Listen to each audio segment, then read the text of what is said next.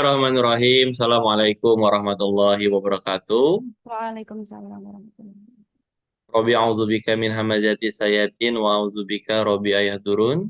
Asyhadu an la ilaha illallah, asyhadu anna Muhammadar Rasulullah. Allahumma sholli ala sayyidina Muhammad wa ala sayyidina Muhammad. Alhamdulillah di kesempatan di pagi hari yang berbahagia ini kita bisa sama-sama berkumpul dalam majelis ini via Zoom. Semoga menjadikan keberkahan untuk kita semua. Salawat serta salam tercurah kepada junjungan kita, Nabi besar Muhammad Shallallahu Alaihi Wasallam. Allahumma sholli ala Sayyidina Muhammad wa ala ali Sayyidina Muhammad. Oke, Alhamdulillah pada kesempatan di pagi hari yang berbahagia ini, kita akan berbicara sedikit tentang self-talk. Namun sebelum kita membahas lebih jauh tentang self-talk, sebelumnya saya akan menyampaikan sebuah hadis dari Abu Darda yang pernah mendengar Rasulullah SAW bersabda, barang siapa yang menempuh jalan menuntut ilmu, maka Allah akan mudahkan baginya jalan menuju surga. Kenapa seperti itu? Ternyata manusia ini adalah makhluk yang berasal dari surga. Nabi Adam berasal dari surga, memiliki kampung halaman di surga, diturunkan ke bumi oleh Allah Subhanahu wa taala yang harapannya nanti akan bisa kembali ke kampung halaman. Bagaimana caranya? Dan salah satu caranya kita sebagai manusia agar bisa kembali ke kampung halaman kita, salah satu caranya adalah dengan cara menuntut ilmu. Karena dengan menuntut ilmu, Allah akan mudahkan jalan. Dan kemudian tidak hanya itu, keutamaan-keutamaan menuntut ilmu adalah bahkan malaikat akan memberikan naungan dengan sayap-sayapnya bagi orang yang menuntut ilmu. Selain itu, bahkan penghuni langit dan bumi, serta ikan-ikan yang ada di lautan, itu senantiasa memintakan ampunan kepada orang-orang yang berilmu. Semoga kita semua yang berada di majelis ini, Allah berikan keberkahan dalam ilmu, dan juga Allah berikan kebermanfaatan atas ilmu-ilmu yang kita peroleh. Sehingga dengan ilmu-ilmu yang nanti kita dapatkan, Allah jadikan anak-anak kita mampu berkembang potensinya dengan sangat baik. Mungkin ayah dan bunda pernah mendengar kalimat-kalimat seperti ini. Ah, masih ngantuk, enaknya tidur lagi aja, Pak ya. Atau ketika perut lapar bilangnya, enaknya makan apa ya? Ah, masih ngantuk, males nih rasanya mau kerja. Kayaknya hari ini saya banyak masalah nih. Atau sepertinya hari ini nih hari yang buruk nih buat saya. Mungkin kalimat-kalimat ini sering atau pernah terdengar oleh ayah dan bunda. Atau kenapa ya badan saya kayaknya nggak ada tenaga nih. Jangan-jangan saya sakit. Aduh, pekerjaan ini bikin saya pusing. Bikin mau pecah kepala saya. Kalau bukan karena kewajiban pagi ini, saya nggak bakal berangkat kerja nih. Ah, hidup ini sangat membosankan. Ini kalimat-kalimat yang mungkin pernah kita ucapkan, pernah kita dengar dalam kehidupan sehari-hari kita. Inilah yang dinamakan dengan self-talk. Lalu, kira-kira apa ya self-talk? Mungkin ada yang bisa bantu saya nih, kita sharing bareng. Ayah dan bunda mungkin yang ada yang hadir di sini. Kira-kira apa self-talk? Izin berpendapat ya, Mister. Ya, Kalau menurut saya, self talk itu merupakan eh, apa ya, refleksi terhadap diri sendiri. Mungkin apa yang bisa kita lihat dari diri sendiri, bagaimana kita melihat kelebihan yang kita punya, kekurangan yang kita punya, dan kita menyadari akan hal itu. oke, terima kasih Medi Pak. Ada lagi mungkin pendapat lain? Ada yang mau sharing tentang self-talk? Izin Mr. Ari dengan Ya, silakan Bun. ya self talk itu mungkin bisa disebut juga dengan muhasabah ya Mister. Ya, Betul. introspeksi diri, Hmm. review apa yang sudah kita perbuat pada hari ini, apakah itu banyak salah, banyak hilaf, dan juga tidak hanya kekurangan, tapi kelebihan kita apa. Dengan begitu kita Betul. juga mereward diri kita sendiri, begitu, Mister. Ya, terima kasih Bunda, Masya Allah. Ya, betul itu salah satu bagian-bagian dari self talk. Tapi inti dari self talknya adalah kita berbicara ya, berbicara pada diri kita, diri sendiri. Jadi kalau ada lain kesempatan, kita akan bedah lebih jauh apa itu diri. Tapi intinya adalah berbicara pada diri sendiri dalam bentuk muhasabah ataupun dalam bentuk tadi evaluasi diri dan lain sebagainya. Nah, lalu berapa sering sih kita melakukan self talk? Ternyata menurut penelitian self talk itu dilakukan 3 kali lebih banyak dari kemampuan kita berbicara. Ketika laki-laki memiliki 7.000 kosakata dalam per hari, artinya seorang laki-laki melakukan 21.000 kali self talk dalam sehari. Bagaimana dengan perempuan? Karena perempuan memiliki kebutuhan 20.000 kosakata dalam sehari, maka perempuan melakukan self talk sebanyak 60.000 kali dalam sehari. Nah, ini betapa banyaknya ya self talk yang kita lakukan. Bagaimana kita berbicara pada diri kita sendiri. Nah, self talk itu di sini kita gambarkan dibagi dua. Ada self talk positif dan self talk negatif. Afirmasi-afirmasi positif yang kita lakukan sebelum tidur, ngampun saya memaafkan dosa-dosa atau kesalahan-kesalahan teman-teman saya bertobat. Nah, atau bangun tidur, saya lebih semangat, lebih sehat. Nah, ini. Dan juga yang kedua adalah self talk negatif. Pun pada kesempatan di pagi hari ini, izinkan saya kita sama-sama berbincang tentang seperti apa sih self talk negatif dan apa dampaknya dalam kehidupan kita. Nah, ternyata ada apa sih peran sebuah kata? Apa sih peran sebuah bahasa? Bahasa atau kata ini adalah sebuah wadah. Jadi, kita tidak bisa menjelaskan sesuatu ketika kita tidak memiliki banyak kosakata yang ada dalam pikiran kita. Jadi, ketika orang itu ingin menjelaskan apa ini namanya, ketika dia tidak bisa menyebutkan katanya, artinya seseorang itu belum paham apa benda yang saya pegang ini. Maka itu pentingnya sebuah kata.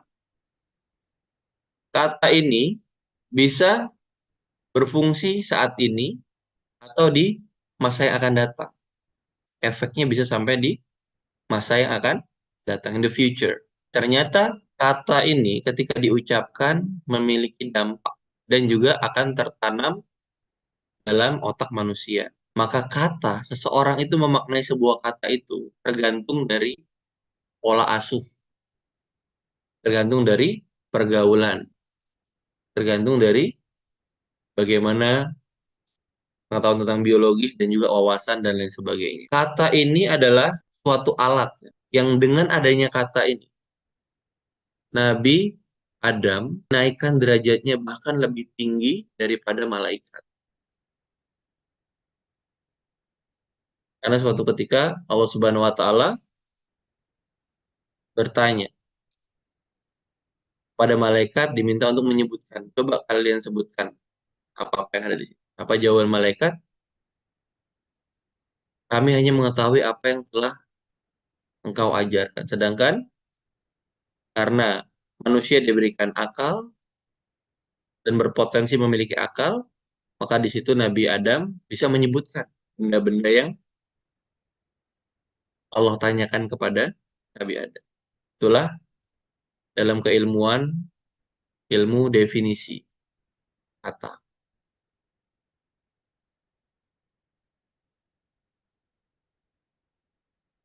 Bagaimana kita memandang diri kita,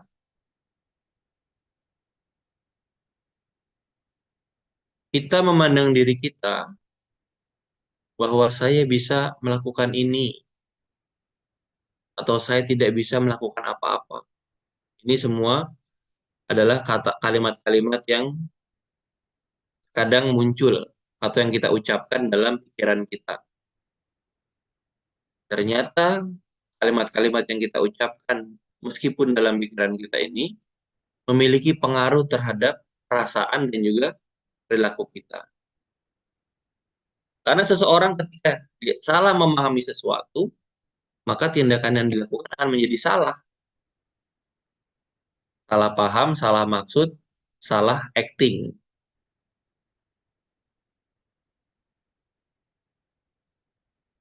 Jadi selanjutnya, mengapa ada self-talk negatif?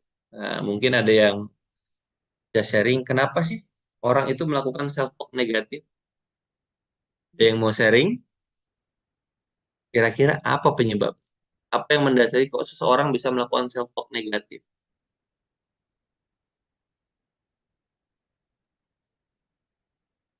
Gimana, Miss Diva mungkin boleh dibantu saya. Kira-kira kenapa, Miss Diva? Orang itu melakukan self-talk negatif.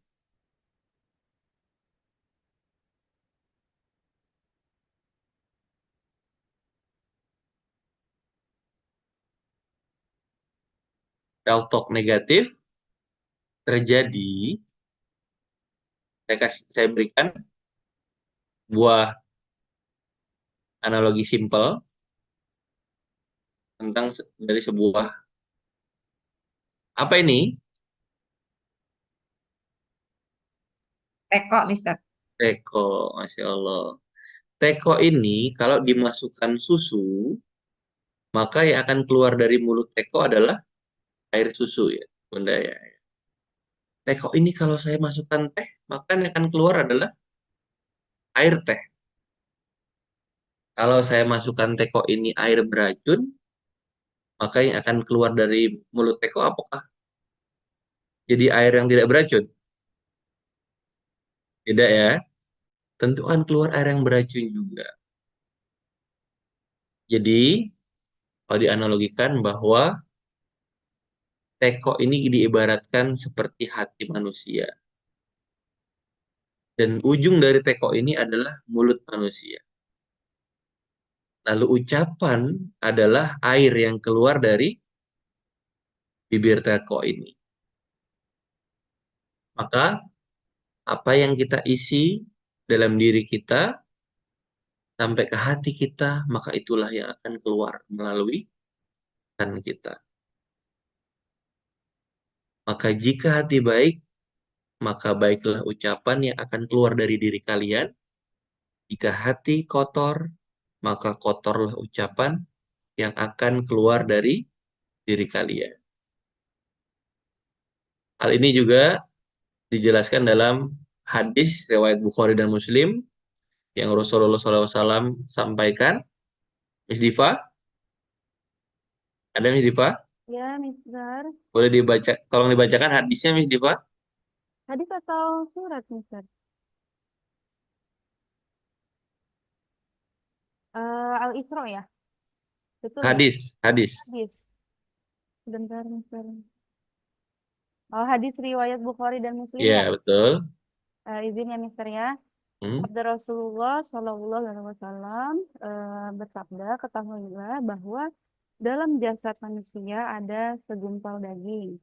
Jika baik, maka baiklah seluruh anggota, dan jika maka rusaklah seluruh anggota. Ketahuilah itulah hati. Hadis riwayat Bukhari dan Muslim. Ya, terima kasih. Jadi, dalam tubuh manusia itu ada sel, ada segumpal daging. Ketika sel atau daging itu baik, maka baiklah semua. Namun ketika buruk, maka buruklah semua. Dalam hadis ini dikatakan bahwasanya daging itulah yang dinamakan dengan hati. Lalu, pertanyaan selanjutnya adalah, apa itu hati? Mungkin boleh yang ada yang mau sharing, kira-kira apa ya hati? Ya, Bunda mungkin mau sharing, ada yang mau berpendapat? Cerminan jiwa kita, Mister. Cerminan jiwa, Masya Allah. Ada lagi? Yang lain? Apa itu? Kita itu sering ketika ditanya apa itu, yang kita jawab adalah sinonimnya. Hmm. Apa itu hati? Kolbu. Apa itu kolbu? Hati. Sehingga kita tidak ketemu dengan apa yang namanya definisi. Kalau dalam ilmu definisi, mungkin ada epistemologi, ontologi, gitu. Kalau dalam ilmu fikir. Nah, sehingga terkadang kita juga bingung, karena kan di materi yang sebelumnya ada teori kita tidak bisa apa kalau kita tidak tahu apa itu apa. Kalau ayah bunda masih ingat. Kita tidak bisa mengendalikan self talk kita kalau kita tidak tahu apa itu self talk. Kita tidak bisa memanage hati kita kalau kita sendiri tidak tahu apa itu hati. Kalau kita tidak tahu, lalu apa yang mau di-manage? Jagalah hati. Apa yang mau dijaga? Hati saya sudah dijaga, Mister. Sama tulang, sama daging. Tapi apakah itu hati? Nah, hati pengertian ada begitu banyak pengertian tentang hati. Saya kelompokkan menjadi 3. Yang pertama, menurut ilmu kedokteran, manusia itu kan ada yang berdasarkan fisik gitu. Tentunya kalau dibilang hati, pasti dokter akan mengatakan hati adalah kelenjar terbesar dalam tubuh manusia. Itulah makna hati dalam bentuk fisik. Makna kedua, hati adalah tempat akal, tempatnya ilmu, dan tempatnya iman. Ini wadah. Jadi kalau di mana ada iman, iman adanya di hati. Di mana ada ilmu, ilmu adanya di hati. Di mana akal, akal ada di hati. Perasaan juga ada. Emosi ada di hati. Makanya ada salah satu bercandaan ya. Laki-laki itu katanya seperti pohon pisang. Kenapa seperti pohon pisang? Iya, karena pohon pisang itu ada jantung tapi nggak ada hatinya. Ada katanya laki-laki itu punya jantung tapi nggak punya hati gitu, nggak ada perasaannya gitu. Jadi karena hati ini tempatnya perasaan, tempatnya akal, ilmu, iman. Gitu. Tapi karena di sini saya bukan dokter, di sini juga bukan ustadz. Gitu. Kalau ustadz kan pasti akan bahasnya ini nih yang nomor 2 nih, tempatnya akal, ilmu, iman. Nah, saya akan bahas tentang hati itu ternyata adalah ujung dari pikiran manusia atau hasil pikir atau juga bisa disebut kesimpulan pikiran manusia. Jadi ujung dari pikiran manusia itulah hati.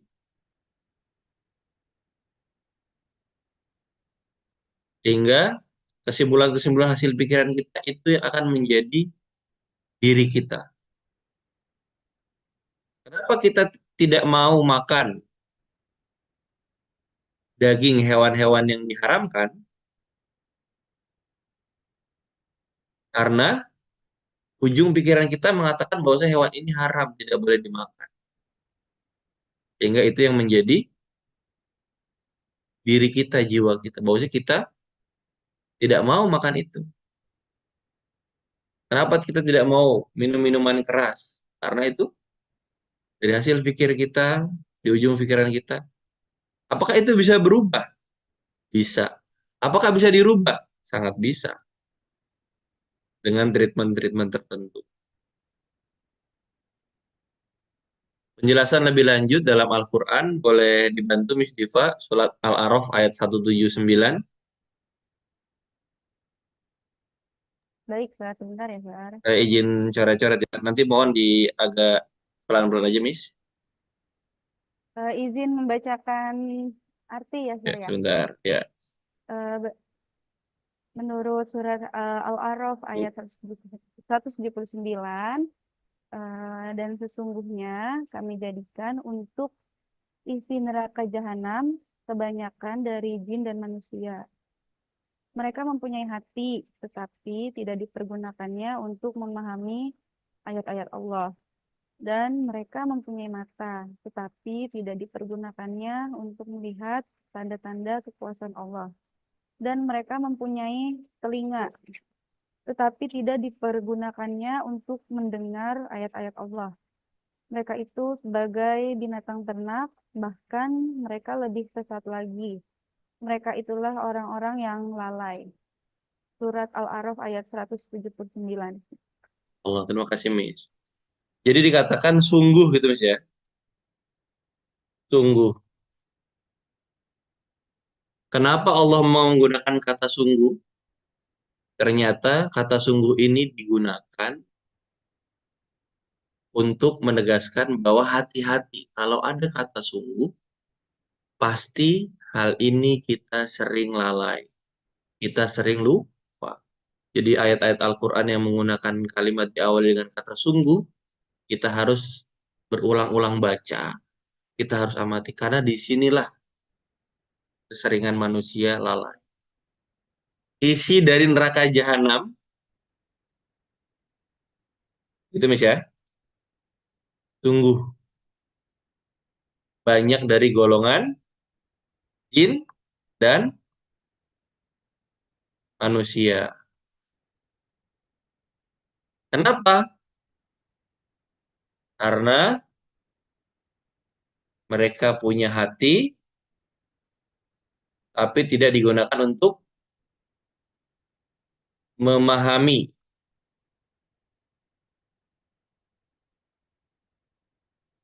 Mereka punya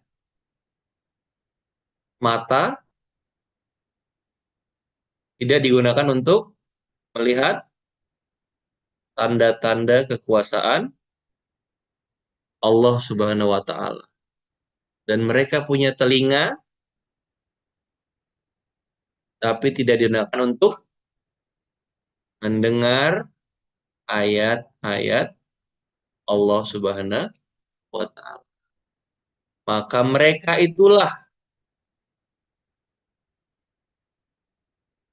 seperti binatang ternak, bahkan lebih buruk. Itulah orang-orang yang lalai. Luar biasa ya. Ternyata hati itu fungsinya untuk memahami. Dan hati memiliki dua serdadu. Pasukan daripada hati adalah mata. Mata bergerak karena hati. Telinga bergerak karena hati. Makanya nggak heran kalau hatinya sudah baik, maka tentu yang akan dilihat adalah yang baik-baik. Kalau hatinya sudah baik, maka yang akan didengar yang baik-baik. Kalau hatinya sudah baik, maka yang akan diucapkan adalah yang baik-baik. Self-talk-nya adalah self-talk yang positif self-talk. Banyak dari mereka nanti akan memenuhi neraka jahanam. Mereka itulah seperti binatang ternak. Makanya kenapa kalau manusia itu menghujat manusia itu dengan binatang itu kan nggak ada kan orang menghujat kamu itu meja, kamu kayak kursi, nggak gitu. Itu menghujatnya kamu seperti domba gitu. Kamu seperti belalang, seperti capung. Kenapa? Karena Quran sendiri yang bilang bahwasanya ada loh manusia-manusia yang seperti binatang ternak. Bahkan jauh lebih buruk daripada binatang ternak. Mereka lah orang-orang yang lalai. Jadi kalau saya balik berarti lalai itu apa? Lalai itu adalah dia punya telinga tapi tidak untuk mendengarkan ayat-ayat Allah. Dia punya mata tidak untuk melihat tanda-tanda kekuasaan Allah. Dan dia punya hati tetapi tidak berusaha untuk memahami tanda-tanda kekuasaan Allah Subhanahu wa taala. Itulah sedikit sekilas tentang Al-A'raf 179. Nanti bagi ayah bunda kalau ada pertanyaan silakan bisa di chat ya. Nanti akan dibacakan di akhir. Kemudian selanjutnya adalah, nah, ini gambar apa ya kira-kira? Gambar apa nih ayah bunda?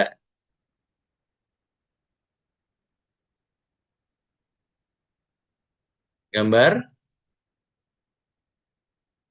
Gambar apa nih Miss Diva? Gambar anak kecil sedang bermain hujan-hujanan. Anak kecil sedang bermain hujan-hujanan. Pernah nggak ayah bunda merasakan pusing kalau hujan-hujanan atau pusing kalau kena air hujan? Pernah? Pernah, Mister? Saya termasuk yang pernah juga sama. Tapi alhamdulillah karena dikit banyak belajar ilmu terapi, jadi sekarang kalau lihat hujan besar, saya maunya bilang ke istri saya, Dek, hujan. Nah, main hujan-hujanan ya. Main hujan-hujanan. Kenapa hal itu jadi? Kenapa sih kita kena kegerimisan pusing? Kena gerimis harus apa? Sampoan harus mandi dulu. Karena ada kalimat-kalimat yang sering diulang oleh orang tua kita dulu. Jangan hujan-hujanan nanti sakit. Jangan hujan-hujanan nanti sakit. Jangan hujan-hujanan nanti sakit. Itu yang sering kita tanamkan kan ke anak-anak. Kenapa anak-anak takut ada setan? Oh jangan ke situ loh nanti ada setan. Oh jangan ke situ nanti ada setan. Tempat gelap. Awas nanti ada kecoa. Awas nanti ada kecoa. Itu diinduksi, diulang-ulang, masuk ke otak anak-anak padahal dalam kondisi golden age, masuk ke alam bawah sadarnya, itulah yang menyebabkan mereka takut. Padahal sudah dikatakan Allah hanya menciptakan satu ketakutan. Di mana kita menggunakan itu? Kita mau takut sama Allah di dunia, atau kita tidak takut sama Allah, nanti kita akan merasakan ketakutan di alam kubur. Nauzubillah min dzalik. Padahal, kenapa sih? Ada apa dengan hujan? Padahal Allah itu menurunkan hujan untuk mensucikan kamu dari gangguan-gangguan setan. Allah turunkan hujan untuk menguatkan hatimu. Dan Allah turunkan hujan untuk memperteguh telapak kakimu. Karena hujan sejatinya adalah rahmat. Tapi kenapa kita kena hujan-hujan sedikit, kita langsung demam, kita langsung sakit.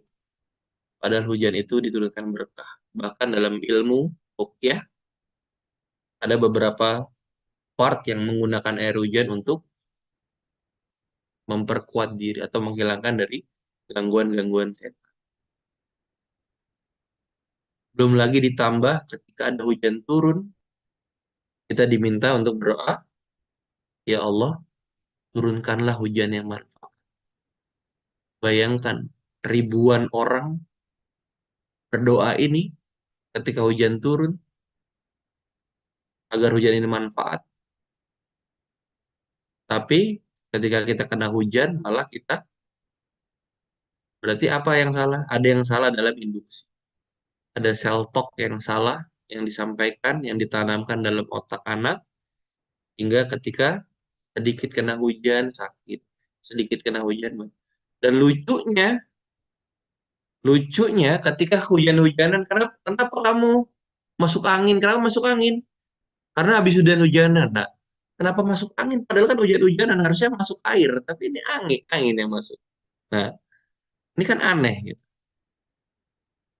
Dia mandi hujan, tapi angin yang disalahin. Dia masuk air gitu. Jadi harusnya gimana misal kalau hujan-hujanan, kalau kita mau anak kita hujan-hujanan, mungkin karena kondisinya nggak sedang kurang enak. Jangan hujan-hujanan dek, nanti basah. Jangan hujan-hujan nanti basah. Jangan bilang sakit. Emang sejak kapan Allah menurunkan hujan untuk memberikan sakit? Bahkan orang-orang itu jangan makan daging kambing nanti darah tinggi. Sejak kapan Allah menurunkan daging kambing dikonsumsi untuk menyebabkan darah tinggi? Nggak ada. Karena bahkan itu daging yang sangat disukai oleh Nabi Muhammad SAW. Kadang kita itu kita suka memfitnah makanan.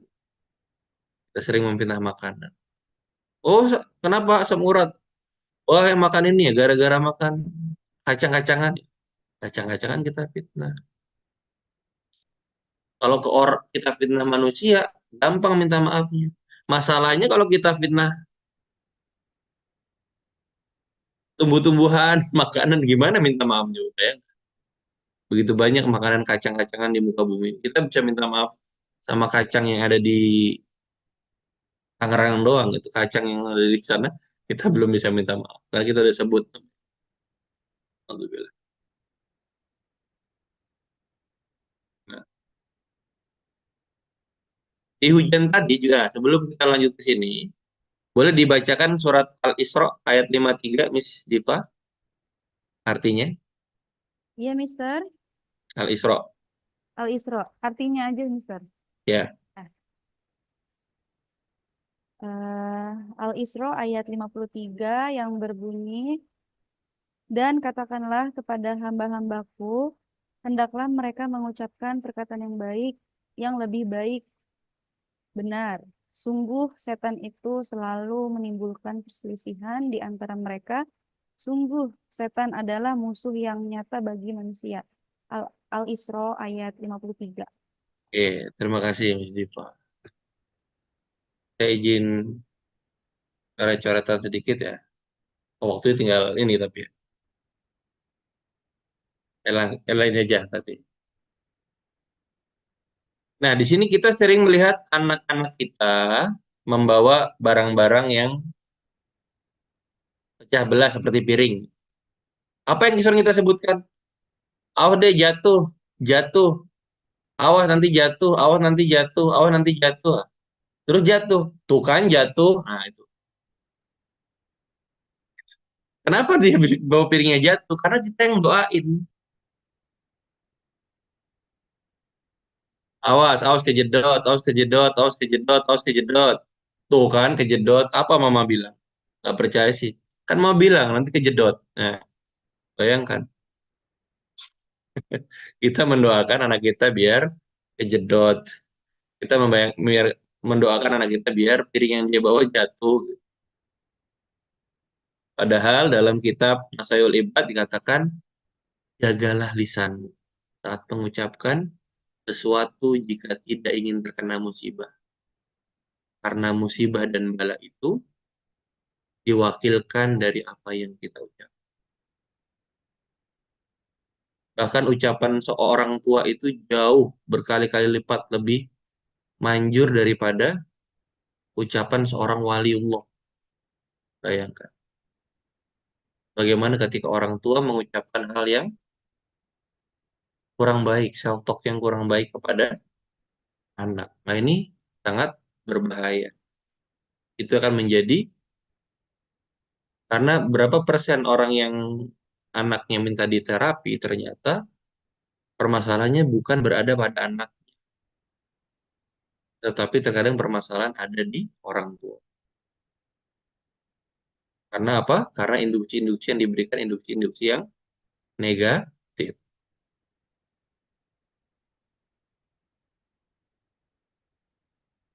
Salah ayat. Apa maksud dari salah ayat? Mungkin ada yang mau ini dulu, mau sharing kira-kira apa maksud dari salah ayat yang ingin saya sampaikan.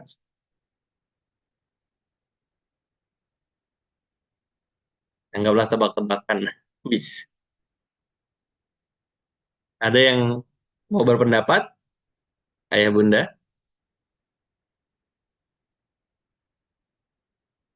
Atau Miss Diva? Boleh. Salah ayat kira-kira apa Miss Diva? Salah ayat. Mm-mm. Em, Mohon izin ini, Mister, mungkin kalau menurut saya istilah salah ayat itu ini ya, apa ya namanya, mungkin memahami salah satu ayat yang ketika dipraktekannya itu berbeda dengan ayat yang disebutkannya itu tadi. Jadi tidak sesuai dengan tidak sesuai dengan ayat Ya, tersebut, tapi kita melakukannya tidak seperti ayat yang disampaikan. Mungkin gitu ya, Sar ya. ya, siap. Terima kasih Mediva. Nah, Ya. jadi di sini Allah berfirman bahwasanya telah aku ciptakan buah kitab yang sudah tidak ada keraguan di dalamnya.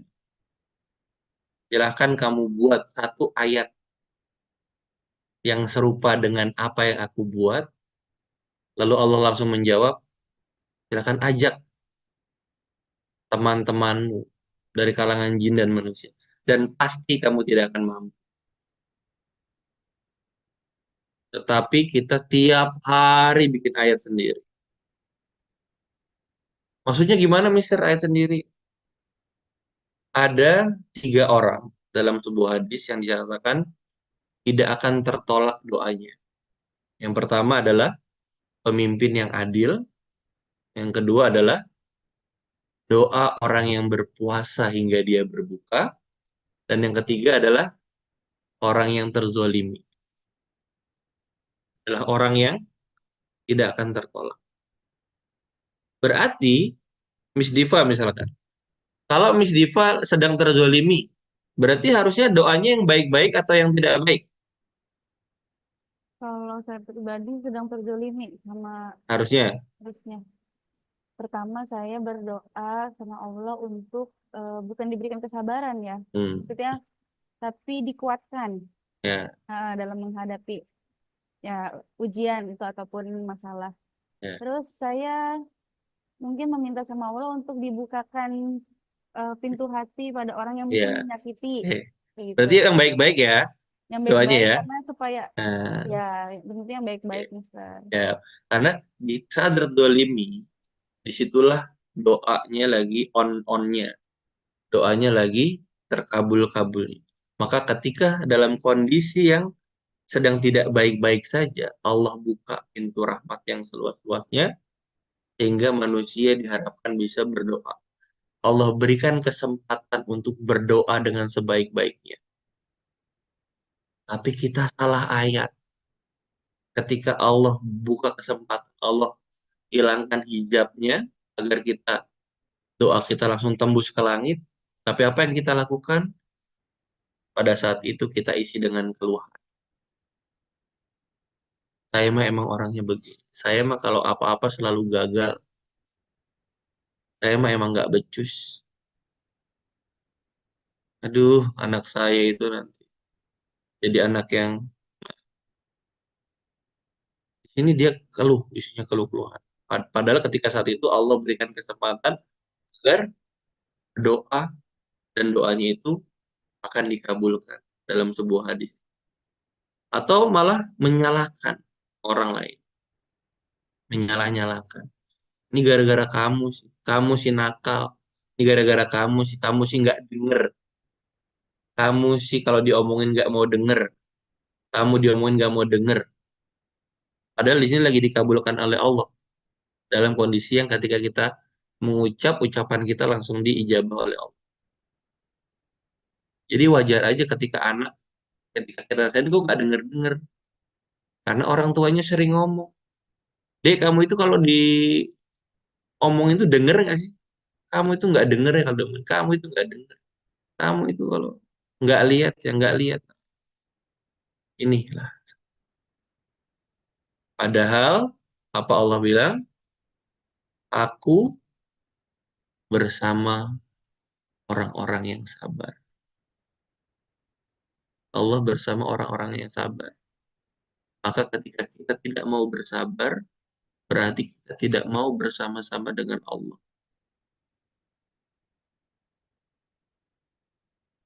Maka jangan sampai kita dalam menjalani kehidupan ini menggunakan ayat-ayat yang salah.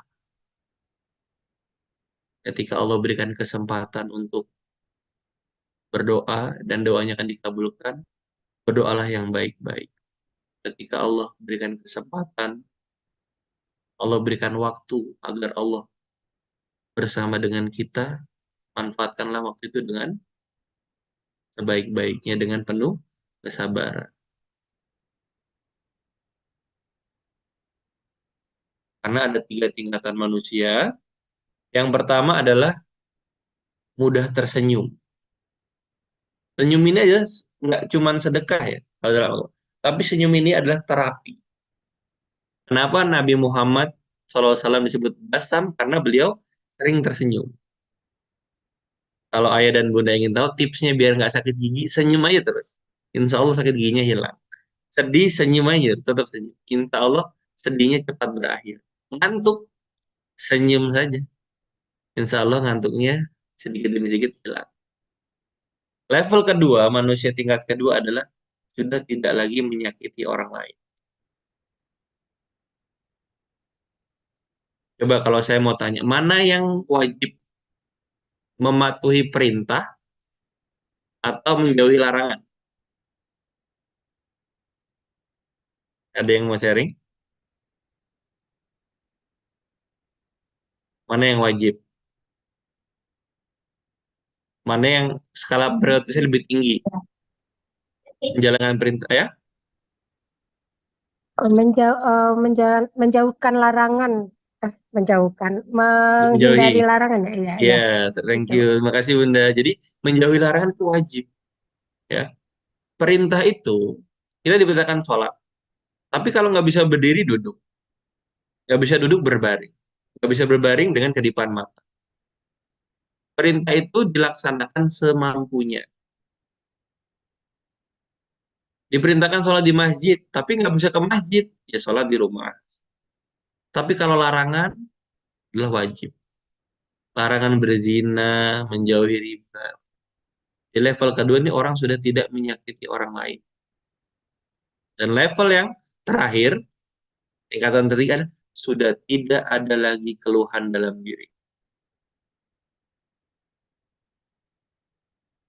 Sudah tidak ada lagi kesabaran dalam diri. Yang ada hanyalah kesyukuran. Dalam satu kisah pernah dikatakan, ada seseorang naik motor, mengatakan, naik motor, terus bilang, ada yang bilang, motor kamu hilang. Lalu apa yang dikatakan? Oh, alhamdulillah. Loh, kenapa motor kamu bilang kamu alhamdulillah? Karena saya sudah turun dari motor. Loh, emang kenapa? Kalau saya masih di atas motor, saya juga ikut hilang bersama motor saya. Mungkin gitu. Jadi dia tetap bersyukur motornya hilang, karena dia sudah turun dari motor. Kalau dia ada di atas motor, dia sama motornya hilang dua-duanya. Ini sudah tidak ada lagi keluhan dalam dirinya. Karena dalam suatu dikatakan bahwasanya syukur. Kalau kamu bersyukur, maka akan aku tambah nikmatmu. Tapi kalau kamu kufur atau mengeluh, maka nikmatmu sangat pedih. Boleh dibacakan surat Al-Hujurat ayat 11, Miss Diva, artinya? Iya, Mister. Al-Hujurat ya, Sir. Ya, Al-Hujurat ayat 11. Wahai orang-orang yang beriman, janganlah suatu kaum mengolok-olok kaum yang lain, karena boleh jadi mereka yang diolok-olokkan itu lebih baik daripada mereka yang mengolok-olok. Dan jangan pula perempuan-perempuan mengolok-olok perempuan lain, karena boleh jadi perempuan yang diolok-olok itu lebih baik daripada perempuan yang mengolok-olok. Janganlah kamu saling mencela dan saling memanggil dengan gelar-gelar yang buruk. Seburuk-buruk panggilan adalah panggilan fasik setelah beriman. Siapa yang tidak bertobat, mereka itulah orang-orang zalim.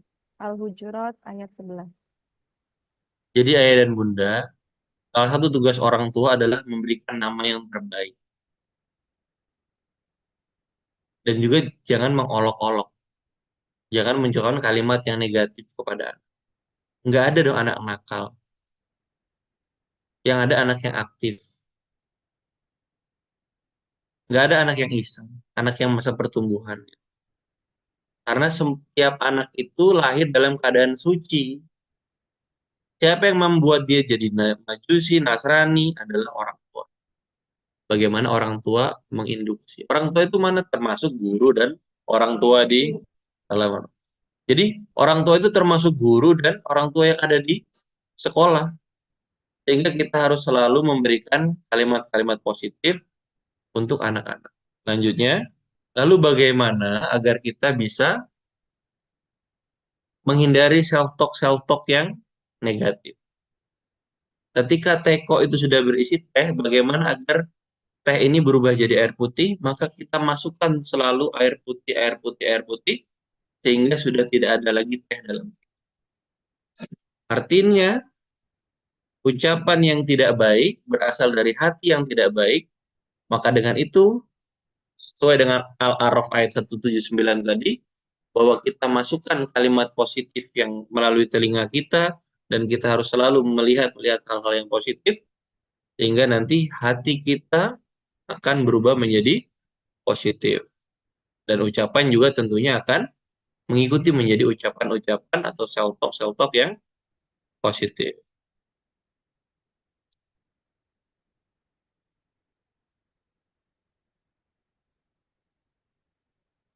Ayah bunda mungkin pernah ada yang kenal artis-artis ini. Semoga saya nggak salah milih artis ya, maksudnya kata ada yang kenal gitu paling nggak. Ada yang kenal ayah bunda?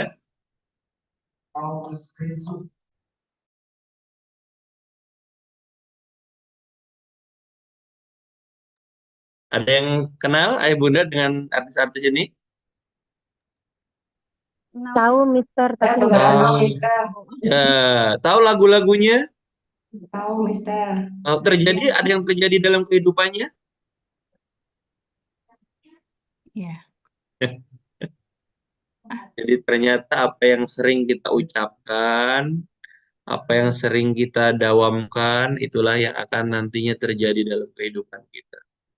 Atau mungkin ayah, bunda atau ayah pernah lihat aktor yang selalu berperan sakit, tapi dalam kehidupannya dia benar-benar sakit karena dia saking menghayatinya. Itulah ilmu otak, repetition. Itulah kenapa Al-Fatihah diulang-ulang bahkan sampai 17 kali dalam sholat. Itu semua agar menjadi selalu mengisi jiwa dan hati kita. Lalu, kalau saya tanya ini, tanah tumpah darah. Kira-kira apa sih arti dari tanah tumpah darah?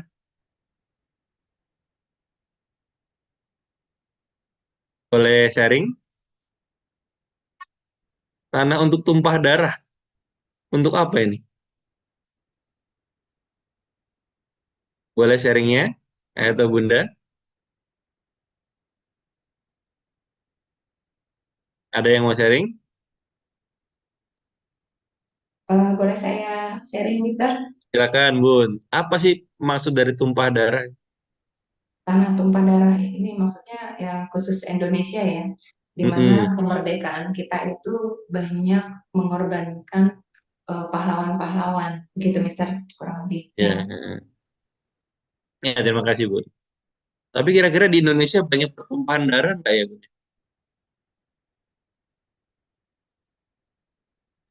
tidak saat ini tidak terjadi tumpah Ya, darah. alhamdulillah saat ini tidak. Tapi perkelahian dan lain sebagainya, tawuran antar sesama dan lain sebagainya itu ada ya, cukup banyak ya. Ya, masih. Nah, masih ada. Padahal kalau kalau saya alhamdulillah dikasih kesempatan belajarnya di Jawa, ya. Jawa itu dulu lagu-lagu wajib itu wajib dihafal namanya lagu-lagu wajib. Ternyata lagu Indonesia Raya ada 3 tipe ya. Mungkin ayah bunda ada yang tahu. Ada 3 model. Padahal ada tanah kita yang kaya. Indonesia tanah yang mulia, tanah kita yang kaya. Ada juga Indonesia tanah yang suci, tanah kita yang sakti. Padahal masih banyak. Begitu banyak juga rumah sakit. Kalau kemarin ayah bunda ada yang ikut kajian Isra Mi'raj di GIS, itu ada yang membuat pondok pesantren dan rumah sehat. Nah, itu yang betul. Harusnya. Harusnya Indonesia harus lebih banyak rumah sehat daripada rumah sakit. Karena saya diajarkan guru saya, kalau lagi sakit jangan bilang sakit. Lagi apa? Lagi asik. Kalau lagi naik pesawat, ada cuacanya lagi asik-asiknya nih. Jadinya pesawatnya ikut bergoyang. Emang ada cuaca buruk nggak kira? Emang Allah menciptakan keburukan ya? Jadi sebenarnya tidak ada cuaca buruk ya bunda. Yang adalah cuacanya lagi asik. Sampai pesawatnya bergoyang. Berikan kesempatannya untuk tadi bersabar. Kemudian saya percepat. Al-Quran itu isinya kabar gembira dan antonim kabar gembira kira-kira apa ya, ayah bunda?